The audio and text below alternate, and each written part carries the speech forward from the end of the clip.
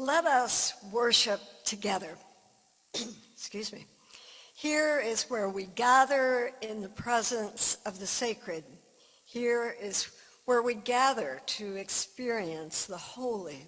Here is where together we face the unanswerable questions and acknowledge that sometimes not knowing is as sublime as it is frustrating.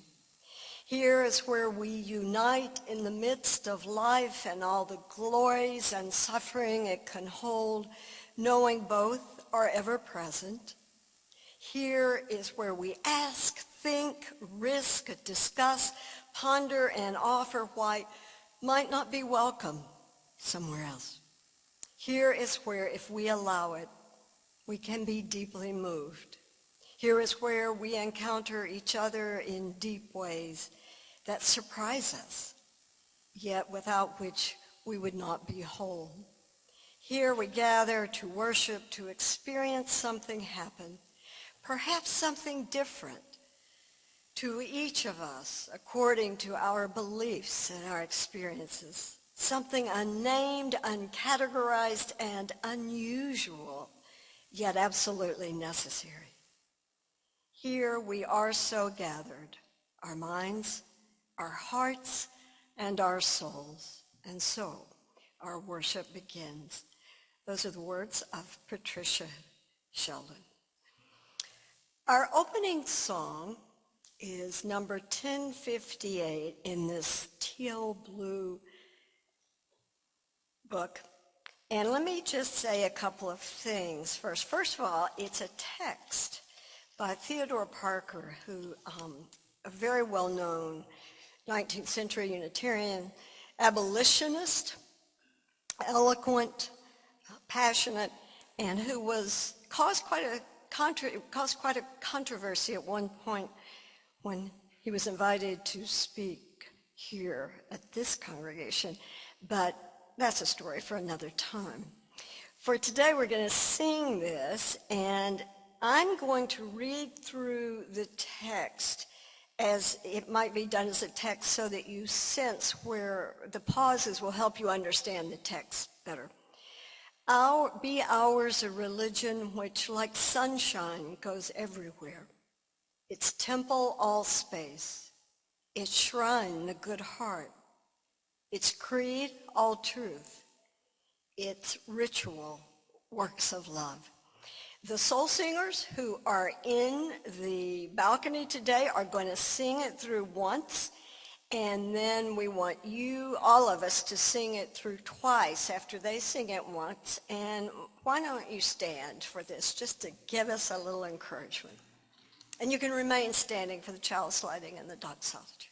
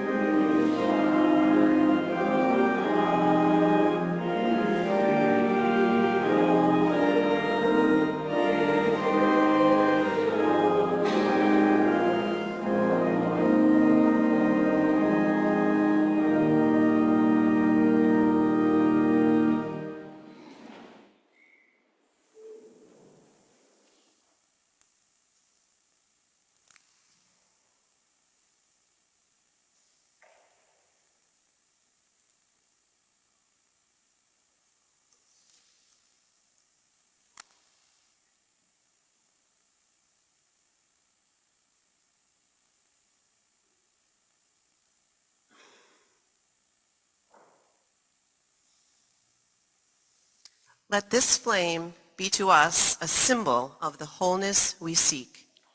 Its brightness dispelling gloom, lighting a path to faith and hope. Its glow reminding us of the sacred bonds that link us to all living things. Its radiance calling us to cast the light of freedom, justice, and peace upon all the world.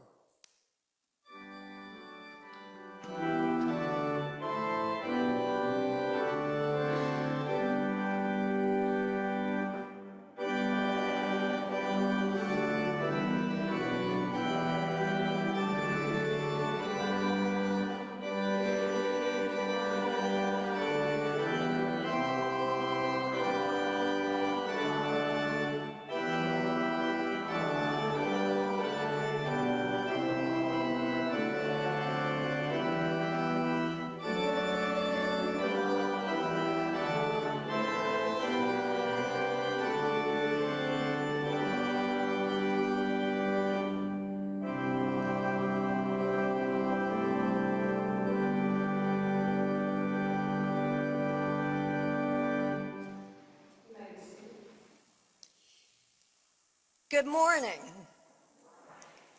and welcome to all of you. I am the Reverend Susan Milner. My pronouns are she, her, and hers, and it is truly my honor and my pleasure to serve as interim minister to this historic congregation, which in addition to having a long and very storied past, looks toward the future. We gratefully acknowledge the Patuxet Wampanoag people on whose ancestral lands we gather today. We commit to support and honor their history and culture.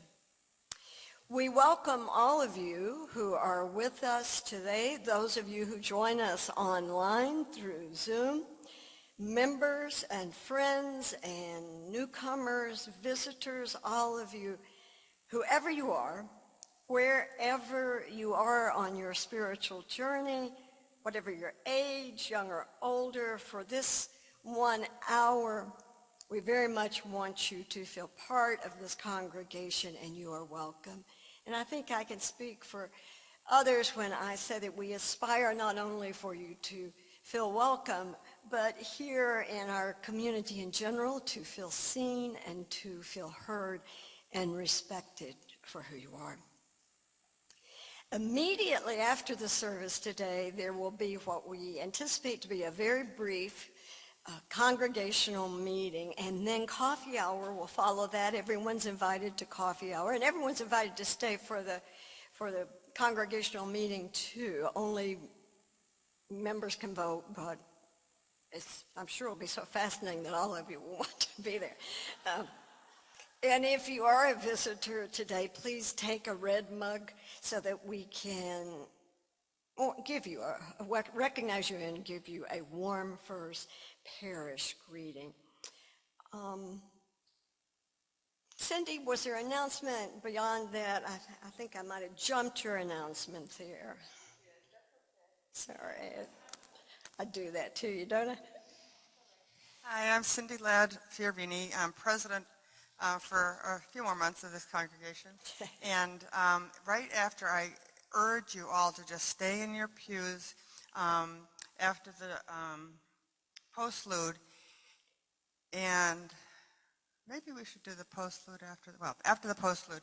And we have one question meeting about a bylaw change. It's fairly minor. Jean Penvin, our moderator, is going to be leading us, and Bob Clark will be explaining it, I hope. And I don't see him, so that's why I say I hope. And so please, we need a quorum of 35 people.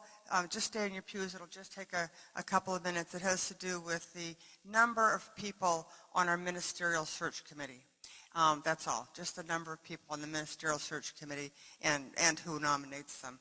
So that's a committee that you'll have a chance to vote on at our actual spring annual program meeting.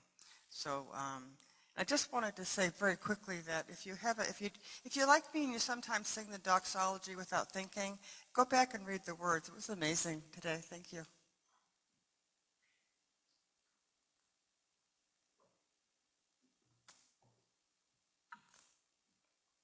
It says children's recessional, but in fact our children today are not in here at all because they are doing their annual walk, usually a walkathon, and today it is for to get contributions to our scholarship for an Indigenous student.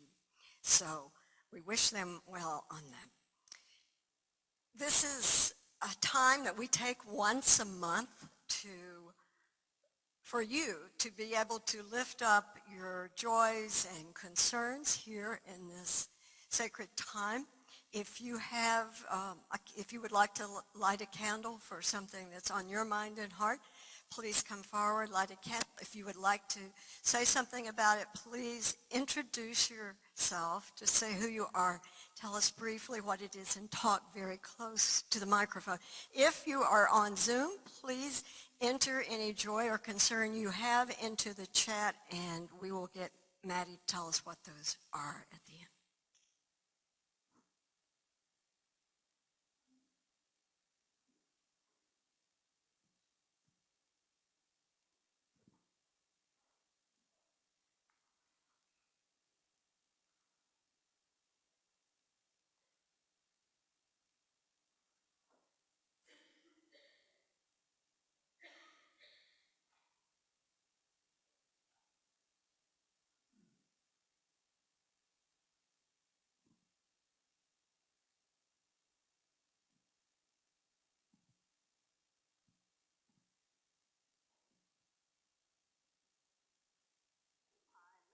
Smith. Oh, I'm Adelaide Smith, and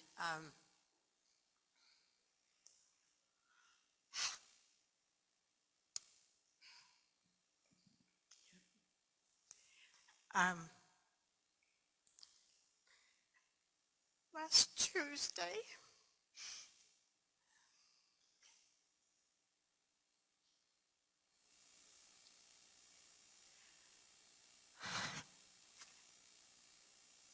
Noel, the only child of Lisa, she's my oldest son's brother,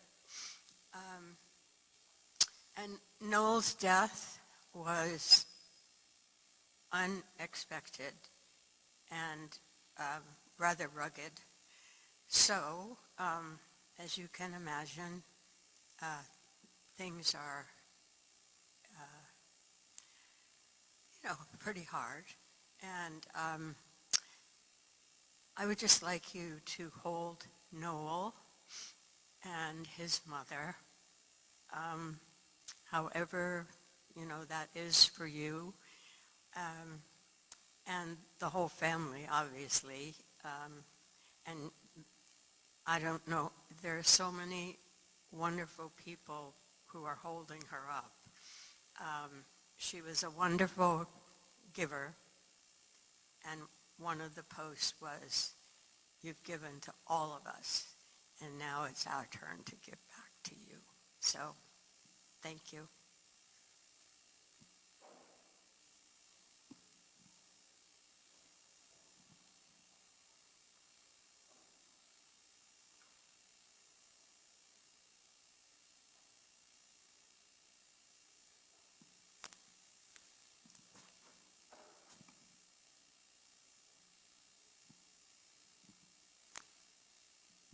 My name is Liz Chrisman. I'm lighting 2 candles today. One for my sister-in-law, Sue, who was recently diagnosed with colon cancer. It's very treatable, but she has to have the nasty surgery, so thinking about her. And also a candle kind of on behalf of Sharon Nebreski, my aunt, but also for me. Her grandson, John, graduated from college yesterday, and I know she's thrilled about it. And she probably wouldn't have lit a candle herself because that's not her thing, but I'm doing it for her anyway.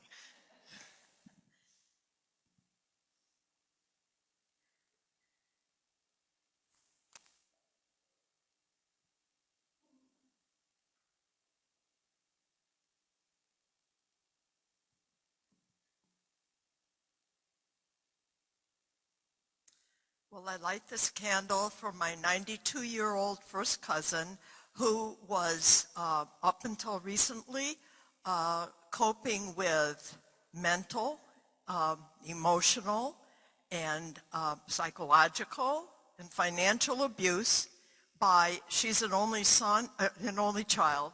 Her son was an only child, and by the way, not quite ordained, but had been working as a Methodist minister until he had been dismissed from a couple of positions. Anyway, he and his wife had decided to take over her condo and so on when she came home from rehab. Ultimately, I flew in to assist my sister and my first cousin, who were traveling 2 hours away from various parts of the state, and I joined them, and we became the 3 Marines. Don't mess with us and ours. Bevy is now in a beautiful assisted living, which will take care of her through the end of life, but she will have to move to a different place. But I wanted you to know how grateful I was when I finally got to the airport in Detroit, waiting to come home. I sat there and I said, free at last, thank God Almighty, I'm free at last. I could hardly wait to get back to my friends, my community, and most of all, you people. Because of the support of my small group ministry and the concept of love and deep listening and understanding and working to communicate, you're a great congregation. Thank you.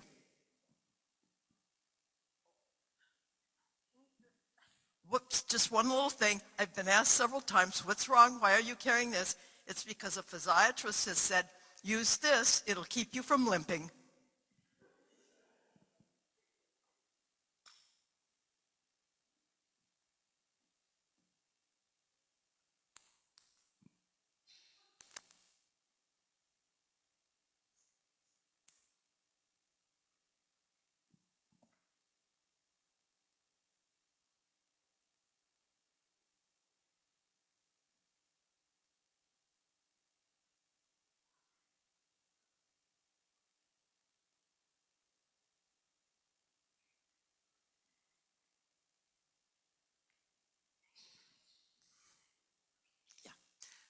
I'm Karen Senke. My oldest son, Eric, a few of you know, has difficulties over the years. He's turning 50 this year in August. He lives in California, and he has been diagnosed with mental illness quite a few years ago. And his mental illness has caused our relationship to be really, really hard. And recently,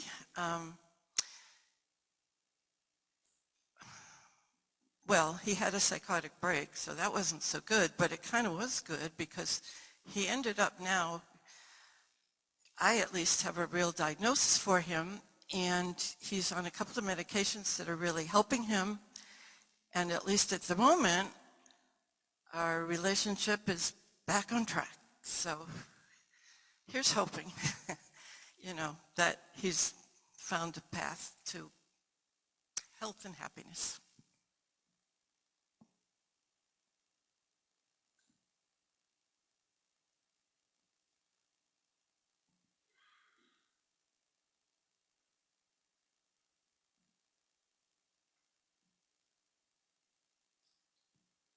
Hi, my name is Carl Schweitzer. I'm lighting this candle for 3 members of my family. The first is my mother, Margaret, who passed away about 6 weeks ago, very suddenly. She was 96 years old, so it was kind of a surprise, but at least she didn't suffer through it. Second is for my brother, Peter, who has stage 4 cancer, which has just recently, he found out shortly before my mom passed that it had started to grow again, and he's hopefully getting that, he's going to get radiation treatment for it, and we're hoping that that's going to resolve it. And the third person is my new daughter, Emma Schweitzer, who used to be my son, Eric Schweitzer. She's transitioned over the past year plus or so, and she seems much happier now as a woman, so I'm very pleased about that, but I'm also concerned because of the reaction that people in general have about trans people. So.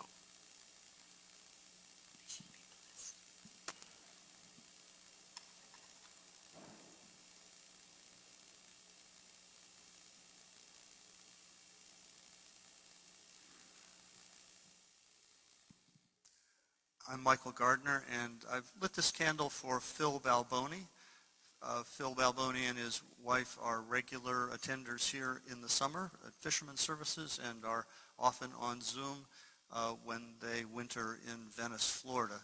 They haven't been on for a while, and Louise called me this week to explain it, and that they weren't coming, and to say that Phil has been hospitalized with, I guess, a cardiac event, but is recovering, doing well, and they hope to be home soon.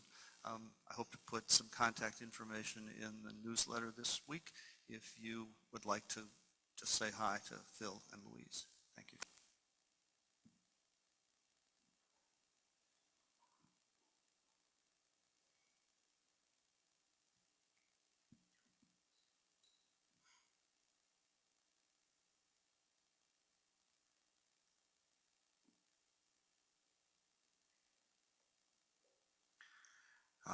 The first candle is for my brother Glenn, who's a year older than me, and we were very, very close growing up. He's had mental problems all of his life, and more so as he grew older. And he actually committed himself to a facility that could help him. He's been really trying to figure out how to live in the world for the past 20 years. So anyway, he was diagnosed with stage 3 dementia, which oddly enough was a relief to him because there's actually some treatments for that. Instead of, he feels better going forward knowing what he's facing rather than not knowing. And he's been very,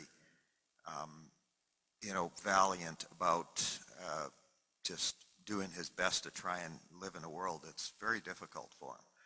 And the second candle I'm going to let my wife talk about is our beloved dog, Chica, who's no longer with us.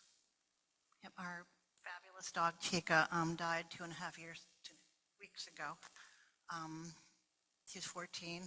She was a little homeless street girl in Puerto Rico, and we brought her up and saved her, and she had a really great life, and we loved her, and she loved us, and she was just a really good dog. She wanted to be good. She was well-behaved and loved everybody she met, and pretty much everybody loved her. And she joined her best friend, Sophie, who died 11 weeks before her. They were the best friends ever, and they're probably playing in heaven right now.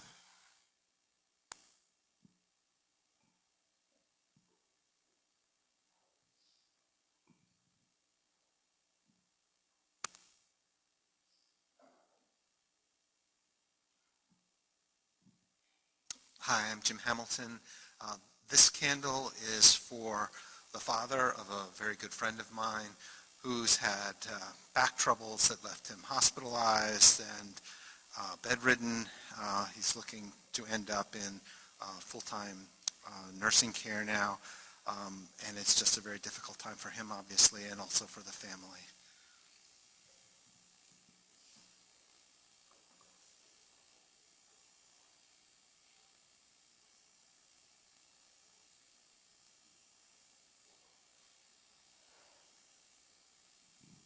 Hi, I'm Lori Scalamero.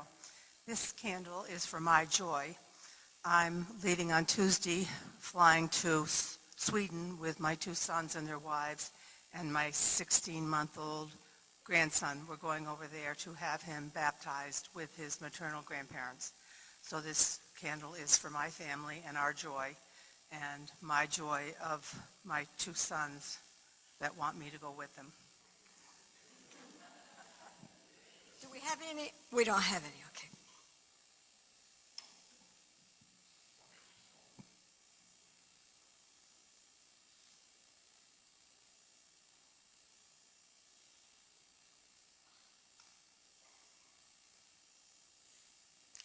one candle for the joys and sorrows and concerns that go unspoken here, but that you and the people, other people of this congregation and those you love are carrying in their hearts.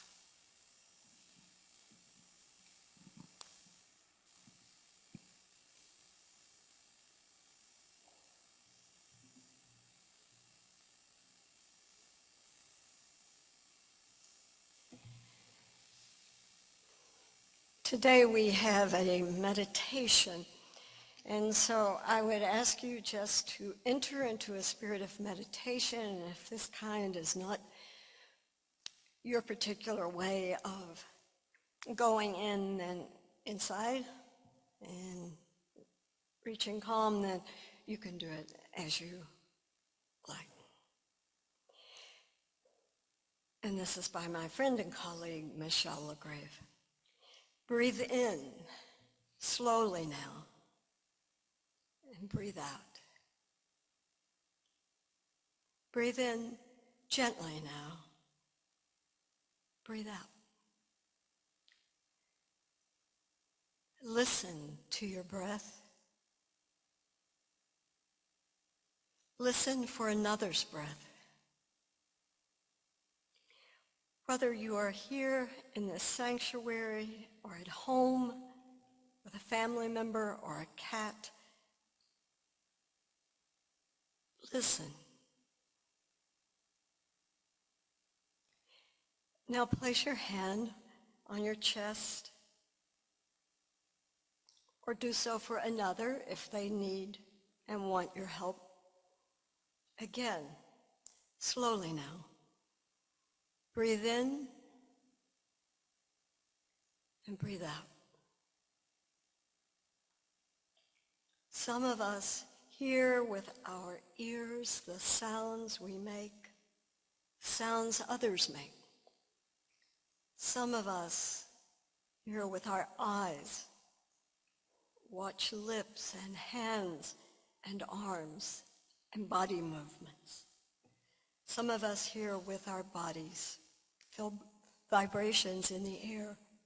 Slowly now, breathe in, breathe out. Listen in the many ways you know how. As we breathe together, so do we live together. Gently now, breathe in, breathe out. Together and apart, we are many and we are one. Listen in the many ways you know how, as together we enter into the silence.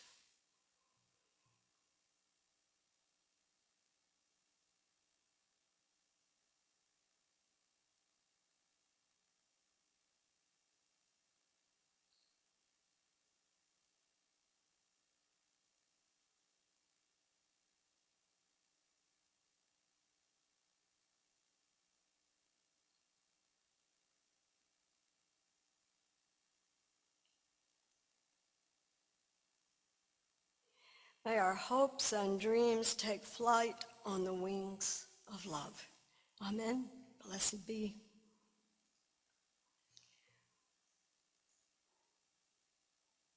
In this congregation, we seek to be a big tent, an embracing whole that respects many different paths and celebrates many different paths. We're not always great at it, but that is what we aspire to do. And as I've been thinking about and reading about pluralism this week, I'm very grateful for that.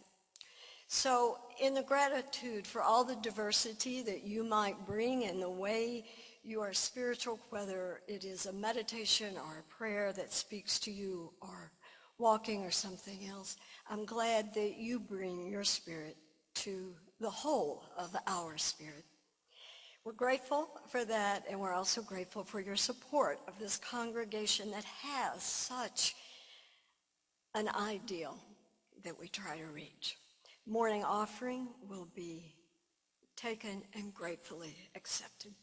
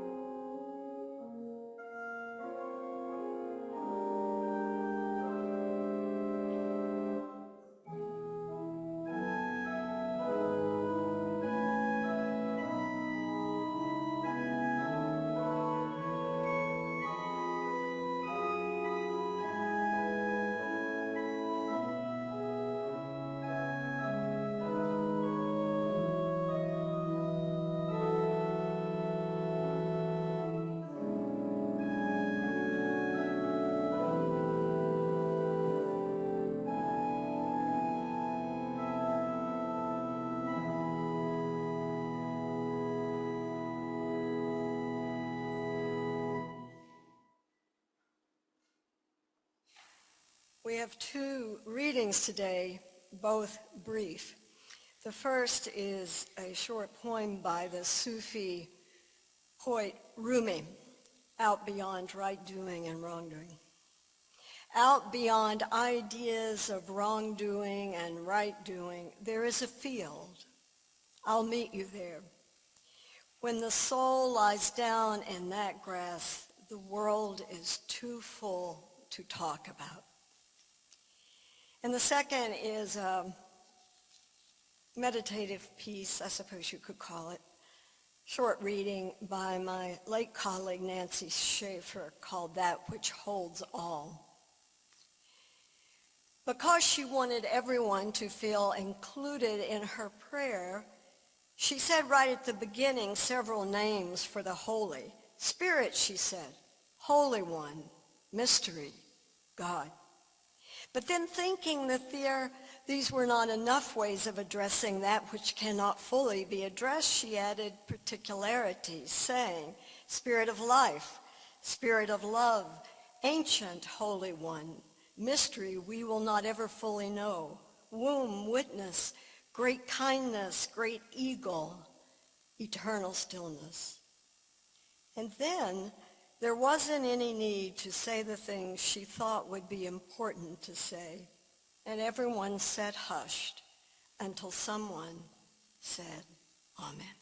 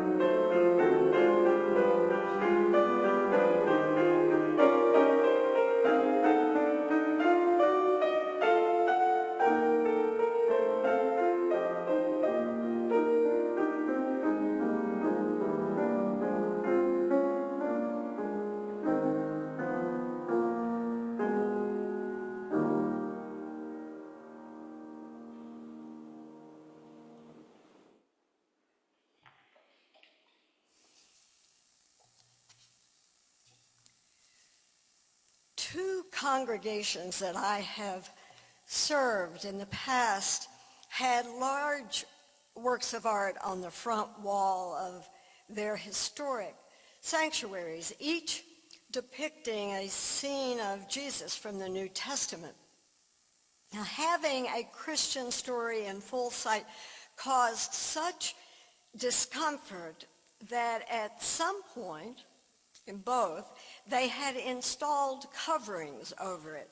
A set of doors in one case, a huge curtain in the other. In both, the art could either be revealed or concealed. To my dismay, they wanted the minister to decide each week whether to open or close the covering, of course. In one church, they even offered the former minister's guidelines, supposedly. If the sermon referred to God, the curtain would be closed. If it did not, the curtain could be open. Now, I declined to do this, but I did say that if they wanted my advice, they should either embrace the art as heritage or remove it and not waste their energy. And while I'm on this, I am so glad that when you just were deciding about the tablets, that you didn't leave them and put curtains over them. Thank you very much. My point here is not to belittle those congregations. I loved both of them. It is simply to raise up the contortions that we engage in because we are a religion of people with diverse spiritual orientations and paths. Unitarian Universalism's ability to embrace diversity, at least of this kind, is one of the most important reasons that many of us are here. Mostly we're convinced that it's a good way to be, a way that the world needs more of. Yet we are uneasy with it as well because we do not always know how to live that diversity in a way that nourishes us. And instead, sometimes the way we do it seems to make us anxious or leaves us feeling hungry rather than fed. The Soul Matters theme this month is pluralism, and it's easy to think that pluralism is the same as diversity. Surely there are many ways that our congregations are diverse or seek to be diverse. In terms of human condition, we can talk about diversity of race, gender identity, and orientation, social values, family configurations, physical ability, neurological makeup. And then, though, there is this other category of diversity of practice and choice, the religious paths, and they've traditionally been identified as humanism or theism or paganism or UU Christianity or more. But the fact of diversity, the fact that it's there, or even the goal of it, raises the question of how, when we have it, we live it.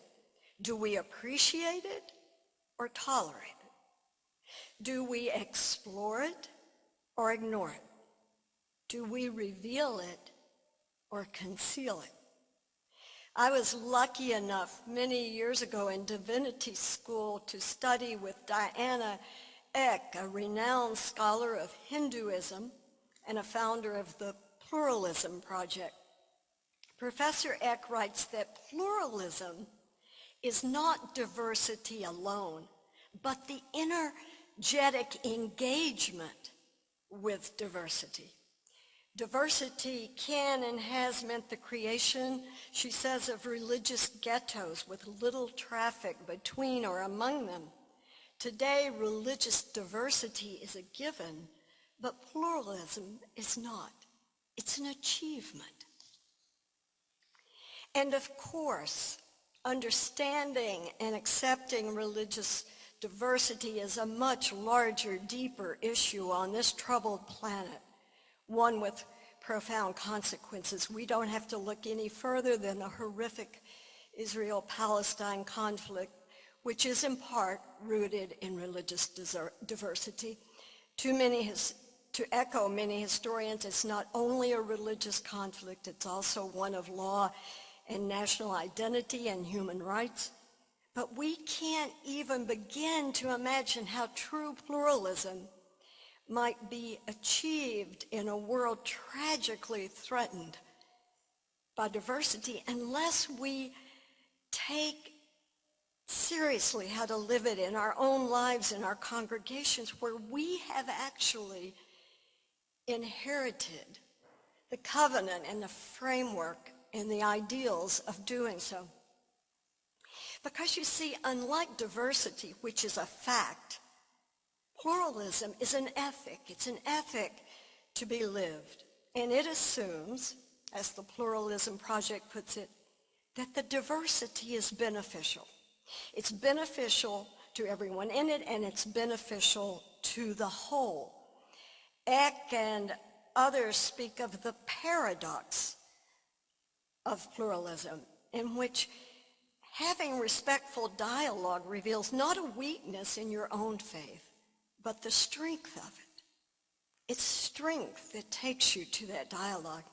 It's an ethic of revealing and exploring rather than concealing and fearing. Maybe we don't need doors and curtains as much as we need the way to talk to each other and respect the needs of the Spirit. In one of the interim ministries I did, a contingent of people revealed during the transition work that, like what we've been doing with the transition team, that they longed for more opportunity for what they called God talk. And at the same time, in recent years, I've seen someone resign from a UU church because too many hymns refer to God.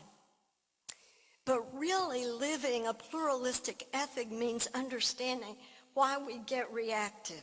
What is it in our own experience? What do we fear that causes us to react and be anxious? And to be able then to open our minds. And it means hearing what other people really mean when they use words. When my daughter, as an adolescent, used to tell me she didn't believe in God, I would ask, well, which God don't you believe in? To which she would usually roll her eyes. There goes Mom the minister again.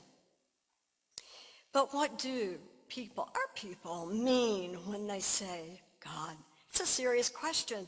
In the congregation that had evidence that need, I formed a study group around images of the divine. In Lectio Divino style, we would read a meditation. People would write about it silently, about what it evoked for them, and something like that meditation by Nancy Schaefer, and then they would share their writing if they chose to. And people's reflections and the depth of them led to some powerful sessions. And what emerged over a series of weeks wasn't that these folks, involved members of the congregation, wanted to talk about a distant patriarch who arranged history and, I don't know, lived in the sky or something. But they wanted to acknowledge and celebrate what some of us might call the sacred in our lives. To feed their spirits, they need a language of reverence, to express that awe, that sense of wonder about being in the same world that they share with the humanist who finds a different kind of expression. God, for some of us, is a force of ultimate depth or love that can be experienced standing in that place. I think of it as infinity, where the sea meets the shore, or in a hospital room where a family makes deep connections in the face of death.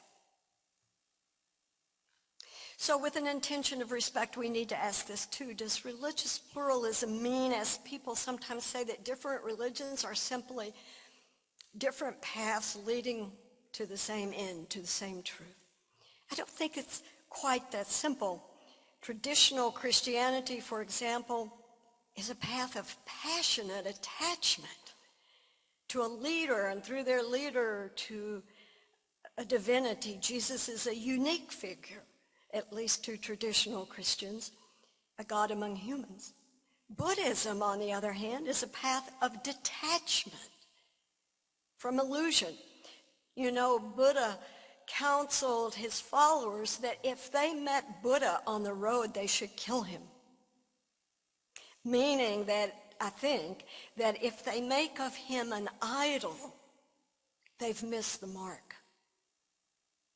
There's no interpretation in which the practice of Buddhism leads to God.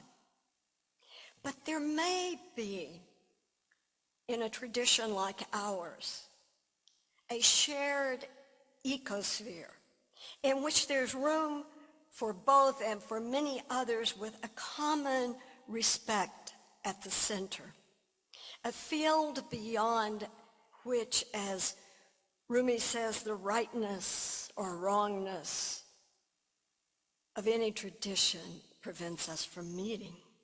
The new Article 2, which will either be adopted or not at the upcoming General Assembly, in which Tom Shade preached so insightfully here about earlier this year, is a kind of ecosphere of values with love at the center.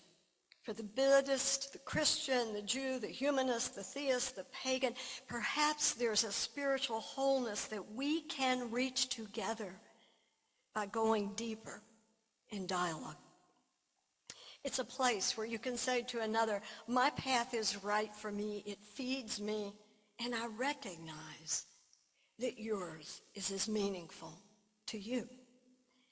What an amazing, wonderful thing to have an opportunity to practice that kind of exchange and enrichment. From the light of pluralism, wrote Aga Khan IV, the amazing diversity of creation itself can be seen as a great gift to us, not a cause for anxiety, but a source of delight. Even the diversity of our religious interpretations can be greeted as something to share with one another, rather than something to fear. In the spirit of humility and hospitality, the stranger will be welcomed and respected, rather than subdued, or ignored. And I tell you, these are lessons I've had to learn. Early in my ministry, I went to serve a congregation in which the women's group asked me to take on doing a winter solstice service that they had been doing for a small group of people each year. Oh my, I thought, how would I do this? I wasn't a pagan, as that term was used, and quite honestly, to me, it seemed a distraction from Christmas, which is kind of my big thing, and a duty to fulfill. But if you're going to do it, you've got to try to do it authentically, so I approached it as an exploration of light and dark and how both are essential to us as creatures with body and minds and spirits. So I created a kind of speaking Greek chorus and a bit of liturgy and pulled together a few readings and didn't worry about music beyond a recording. It was maybe not half-hearted, but three-quarters-hearted effort. In the first year, the service was short and incomplete. Then a kind of magic happened. The kind that comes when you open your mind to the path of others. A few very good dancers in the congregation developed a choreography to bring candlelight into the very dark sanctuary that we would start out in. And catching the enthusiasm, our music director added a Native American flute, an African drummer, a women's chorus, and a wealth of music, some of it new agey, some of it were classic. We took the flow of the service from the silence of darkness through coming light to full light with celebration and literal dancing in the aisles. And I remember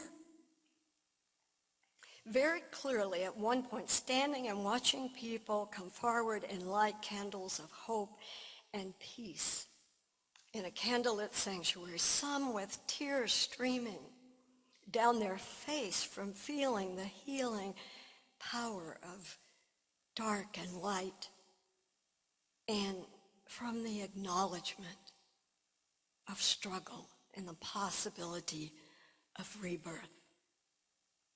Over a few years, we found there were hundreds of people who needed to celebrate light and dark at this time of year in a large church. It became our second most highly attended service after Christmas Eve. And one humbled minister learned something about what it means to serve with an ethic of pluralism. I realized that whatever my own path, my own spirit had been deepened and nurtured by encountering another. Sufi poet Rumi wrote, "Out beyond ideas of wrongdoing and right doing, there is a field. I'll meet you there. When the soul lies down in that grass, the world is too full to talk about." May we meet one another there with full and understanding hearts.